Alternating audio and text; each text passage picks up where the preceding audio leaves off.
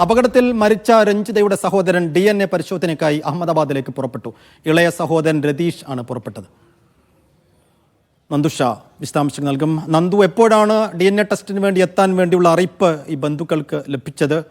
അങ്ങനെ DNA test ഇല്ലാതെ തിരിച്ചറിയാൻ പറ്റാത്തൊരവസ്ഥയിലാണോ മൃതദേഹമുള്ളത്? ഇപ്പോൾ മൃതദേഹത്തിന്റെ ഇപ്പോഴത്തെ അവസ്ഥയെ സംബന്ധിച്ച കൂടുതൽ വിശദാംശങ്ങൾ നമുക്ക് ലഭ്യമായിട്ടില്ല.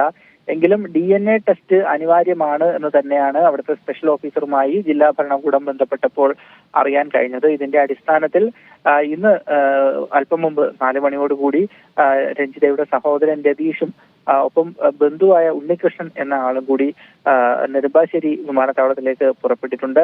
അവിടെ നിന്നും രാത്രി 9:30 അഹമ്മദാബാദിലേക്കുള്ള വിമാനം. ആ വിമാനത്തിലാണ് അവർ പുലർച്ചെ 1 മണിയോടുകൂടി അഹമ്മദാബാദിലെത്തും. നാളെ ആണ് DNA പരിശോധനകൾ നടക്കുക. അതിനുശേഷം 72 മണിക്കൂറുകളോളം ചിലപ്പോൾ ഫലം പുറത്തു വരാനായി ആവശ്യമായി വരുമെന്നാണ് രാവിലെ ആരോഗ്യമന്ത്രിയുടെ പ്രതികരണത്തിൽ നിന്നും നമുക്ക് മനസ്സിലാക്കാനായത്.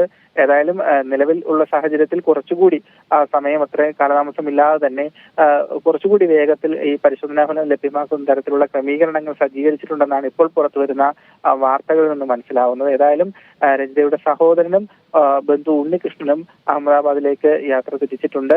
ജില്ലാ ഭരണകൂടത്തിന്റെ നിർദ്ദേശത്തിനനുസരിച്ചാണ് അവർ അതേ രീതി ആ സമയക്രമമൊക്കെ പാലിച്ചാണ് അവർ അഹമ്മദാബാദിലേക്ക് യാത്ര തിരിച്ചിരിക്കുന്നത്.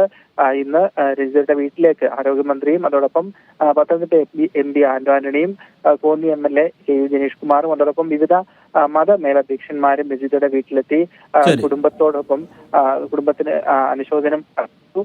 ഏതായാലും രണ്ടുപേരും, അതായത് രഞ്ജിതയുടെ ബന്ധുവും സഹോദരനും അഹമ്മദാബാദിലേക്ക് യാത്ര തിരിച്ചു എന്നതാണ് ഇപ്പോൾ നമുക്ക് ലഭ്യമാവുന്ന വിവരം. സൈഫു, ശരി. രഞ്ജിതയുടെ മൃതദേഹം തിരിച്ചറിയാൻ വേണ്ടി DNA പരിശോധന ആവശ്യമാണ്. അക്കാര്യത്തിലുള്ള നിർദ്ദേശം ഈ ബന്ധുക്കൾക്ക് ലഭിച്ചിരിക്കുന്നു. അങ്ങനെയാണ് ഇപ്പോൾ രഞ്ജിതയുടെ സഹോദരൻ അഹമ്മദാബാദിലേക്ക് പുറപ്പെട്ടത്. വിശദാംശങ്ങൾ നൽകിയത് നന്ദുഷ.